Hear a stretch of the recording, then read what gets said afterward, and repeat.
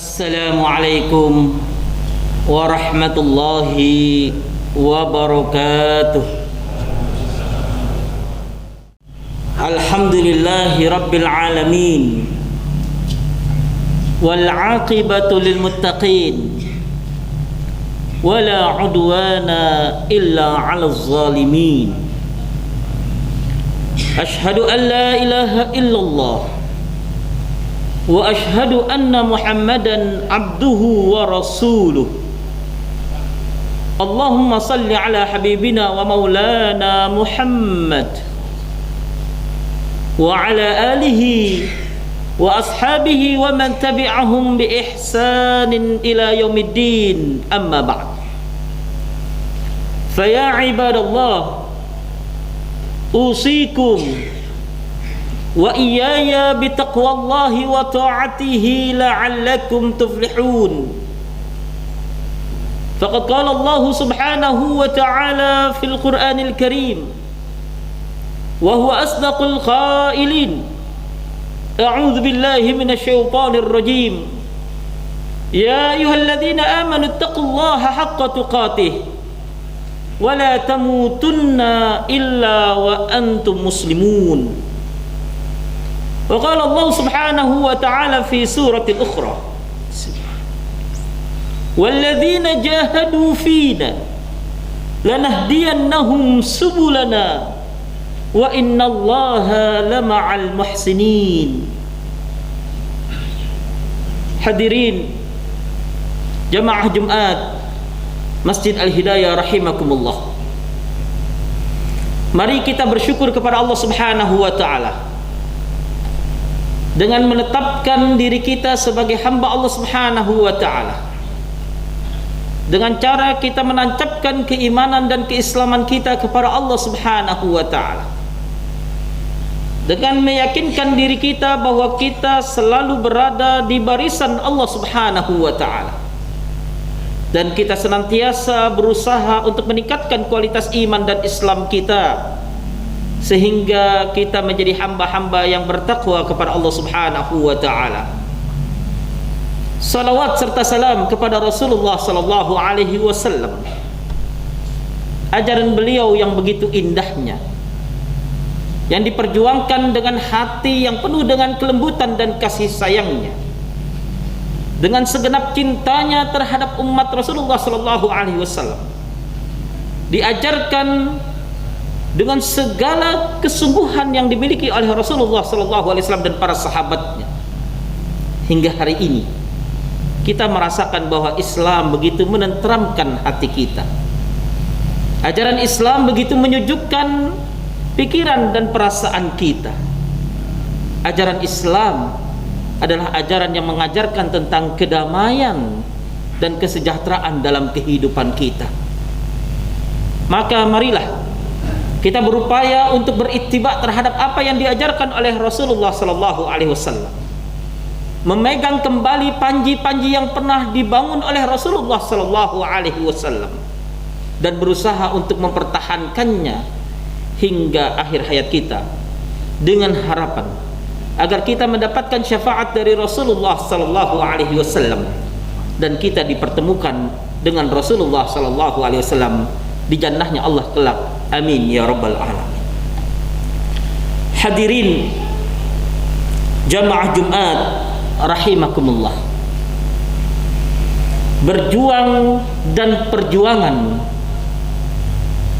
adalah jalan kemuliaan.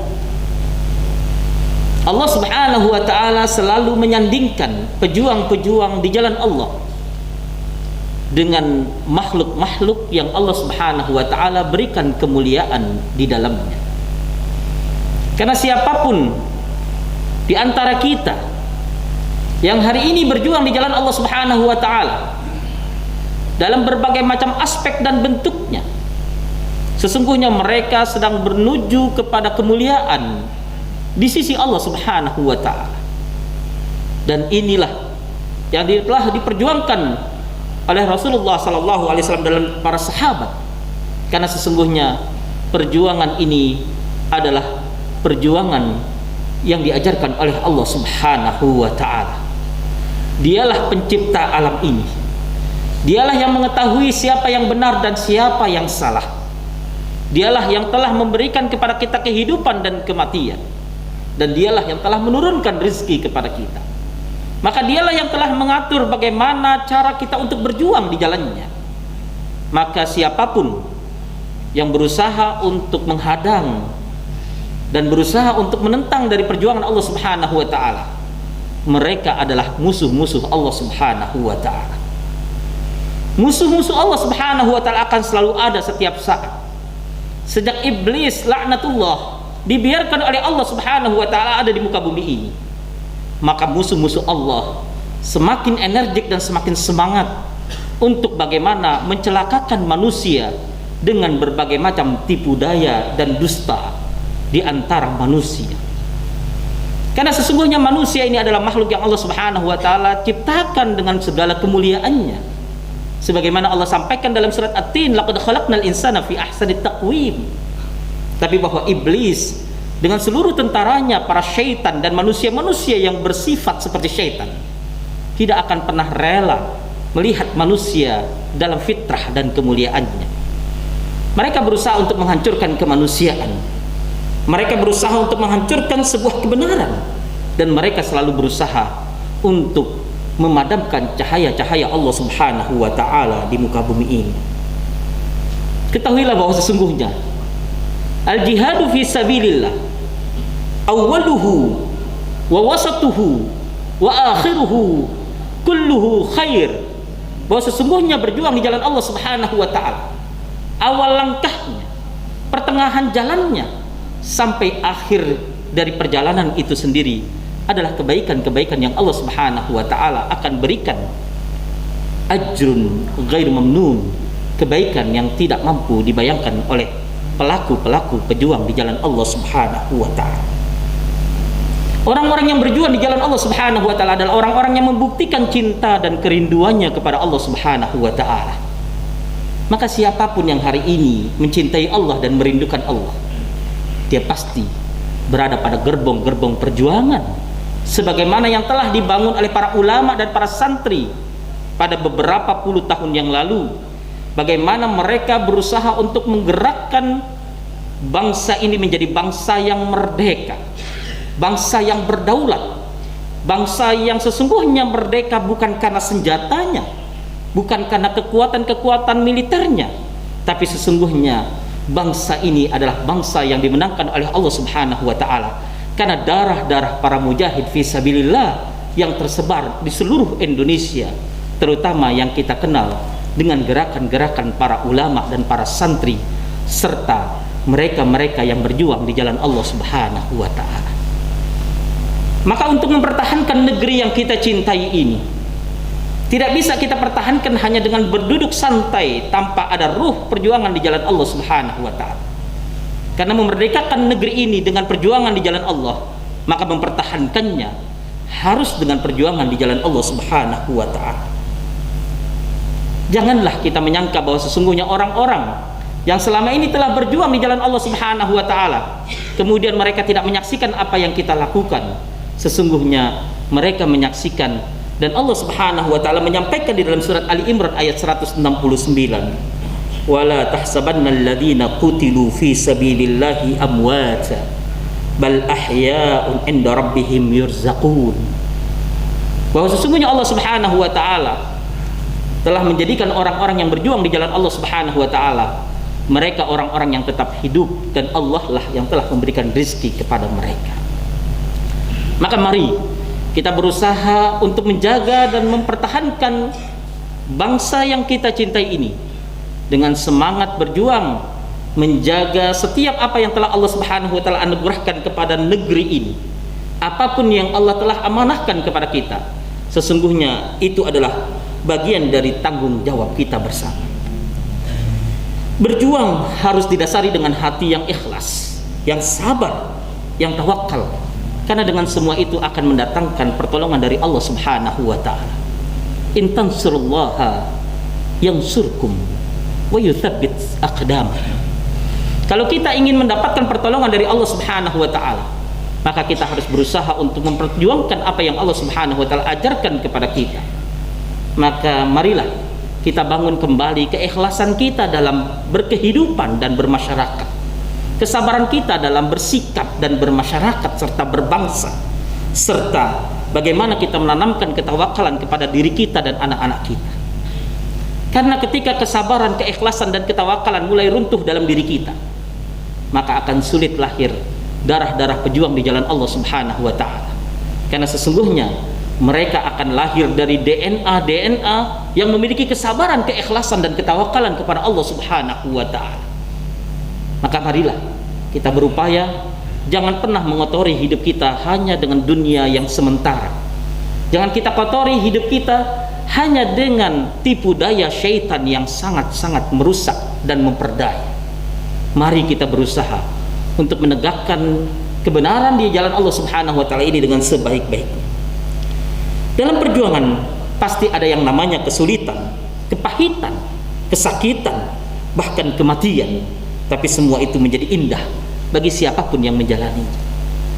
Hingga hari ini Allah Subhanahu wa taala masih menampakkan bagaimana hebatnya nama-nama para sahabat yang berjuang di jalan Allah Subhanahu wa taala. Mereka lah orang-orang yang telah berjuang bagaimana menegakkan agama Allah Subhanahu wa taala. Banyak di antara mereka yang meninggalkan dunia ini harus memuncratkan darah dari tubuh mereka demi untuk menjaga agama Allah Subhanahu wa taala.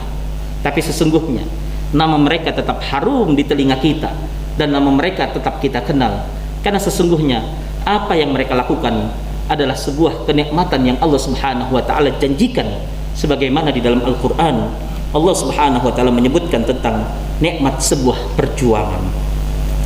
Maka mari kita berusaha untuk merefleksikan kepada diri kita.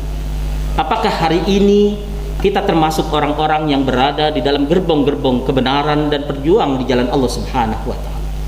Jikalau hari ini kita masih jauh dari itu, jikalau hari ini kita masih alergi dengan kalimat itu, jikalau hari ini kita masih memusuhi orang-orang yang berjuang di jalan Allah Subhanahu wa taala, tidakkah kita berpikir bahwa adakah tempat untuk kita kembali selain pada kembali kepada Allah Subhanahu wa taala? Adakah tempat di mana kita bisa melarikan diri kita dari apa yang akan dihisab oleh Allah Subhanahu wa taala? Adakah tujuan hidup di mana tujuan itu tidak akan bertemu dengan Allah Subhanahu wa taala? Jikalau itu ada, silakan kita berbuat kemaksiatan semau kita. Tapi yakinlah bahwa sesungguhnya kehidupan kita akan dipertanggungjawabkan di sisi Allah Subhanahu wa taala. Apapun yang kita lakukan sesungguhnya akan berakibat fatal kepada akhirat kita, dan sesungguhnya kita diminta oleh Allah Subhanahu wa taala menjadi hamba-hamba yang beriman dan bertakwa.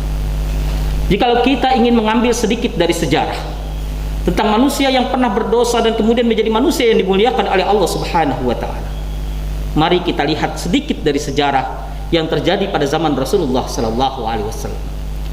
Saat itu Rasulullah sallallahu alaihi wasallam memerintahkan sahabatnya untuk mempertahankan dirinya dalam peperangan Uhud dengan pasukan Rumat dan pasukan-pasukan lainnya.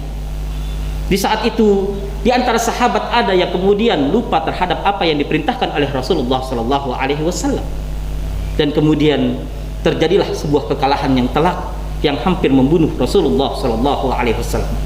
Peperangan itu adalah peperangan Uhud yang kita kenal dengan para syuhadanya yang sampai hari ini kuburannya ada di hadapan dari sebuah bukit Rumat yang kita kenal. Di antara seorang yang paling berpengaruh menjadikan kalahnya Rasulullah sallallahu alaihi wasallam adalah Khalid bin Walid. Karena dialah yang telah menyerang Rasulullah sallallahu alaihi wasallam dengan segala strateginya. Tapi setelah beberapa tahun kemudian terjadilah sebuah peperangan dengan Romawi, di mana saat itu Romawi mempersiapkan tentara begitu banyaknya hingga Rasulullah sallallahu alaihi wasallam mengirimkan 3.000 tentara dari umat Islam, dan Romawi mengirimkan antara 120.000 hingga 200.000 lebih dari tentara mereka untuk menghancurkan Islam. Hingga pada akhirnya mereka di sebuah kampung atau sebuah tempat yang bernama Mu'tah. Di saat itu umat Islam baru mengetahui bahwa ternyata musuhnya jauh berlipat-lipat ganda dibandingkan 1 dengan 70 orang musuh yang harus dihadapinya. Saat itu banyak di antara para sahabat yang ingin kembali ke Madinah Tapi kemudian para pemimpin-pemimpin saat itu menyatakan bahwa tidak ada tempat mereka untuk kembali ke Madinah kecuali mereka harus berperang sebagaimana yang diajarkan oleh Rasulullah sallallahu alaihi wasallam. Dalam peperangan yang tidak seimbang itu, maka kemudian terjadilah kekalahan yang dimiliki oleh umat Islam. Pemimpin-pemimpinnya silih berganti. Dari Zaid sahabat Rasulullah sallallahu alaihi wasallam memegang dari royah tersebut dan kemudian terbunuh. Kemudian digantikan oleh Ja'far sahabat Rasulullah SAW, kemudian digantikan oleh Abdullah bin Rawahah. Saat itu 3 dari pemimpin dan panglima perang kemudian meninggal dunia dalam kondisi syahid. Diambillah kemudian royah tersebut oleh Sabit dan kemudian diserahkan kepada Zaid, kepada Khalid bin Walid. Saat itu Khalid bin Walid masih baru saja memeluk Islam, tidak memiliki kepercayaan diri untuk memimpin tentara Islam, belum lagi mengingat bagaimana sesungguhnya beliau telah begitu besar dosanya terhadap apa yang terjadi ketika beliau memimpin peperangan Uhud untuk menghancurkan Rasulullah sallallahu alaihi wasallam. Tapi karena tekadnya, karena semangatnya yang begitu kuat, akhirnya kemudian diambillah royah tersebut oleh Khalid bin Walid dan kemudian beliau memimpin peperangan yang begitu lamanya hingga 6 hari lamanya, dan kemudian Allah Subhanahu wa taala memberikan kemenangan. Di saat itu Rasulullah SAW menyaksikan sendiri peperangan tersebut dengan mengatakan bahwa apa yang dilakukan oleh Khalid bin Walid adalah sebuah perlakuan seorang Saifullah ataupun pedang Allah Subhanahu wa taala. Sejak itu Khalid bin Walid bukan lagi menjadi musuh yang pernah menghancurkan Rasulullah SAW, tapi dia menjadi pejuang di jalan Allah Subhanahu wa taala yang umurnya Allah panjangkan hingga pada zaman Umar bin Khattab. Seorang Khalid bin Walid masih memiliki kesempatan untuk berjuang di jalan Allah Subhanahu wa taala. Maka marilah kita belajar dari kehidupan kita yang ada saat ini, bahwa barangkali kita telah memiliki banyak dosa-dosa dalam kehidupan kita. Banyak sekali kesalahan-kesalahan yang telah kita alami. Jikalau kita tidak berusaha untuk membanting setir kembali ke jalan Allah Subhanahu wa taala, kapan lagi kita akan memperbaiki diri kita hingga kita kembali kepada Allah Subhanahu wa taala dengan husnul khatimah. Barakallahu li wa lakum fil Qur'anil azim wa nafa'ani wa iyyakum bima fihi minal ayati wa dzikril hakim. Aqulu qawli hadza fastaghfiruh innahu huwal ghafurur rahim.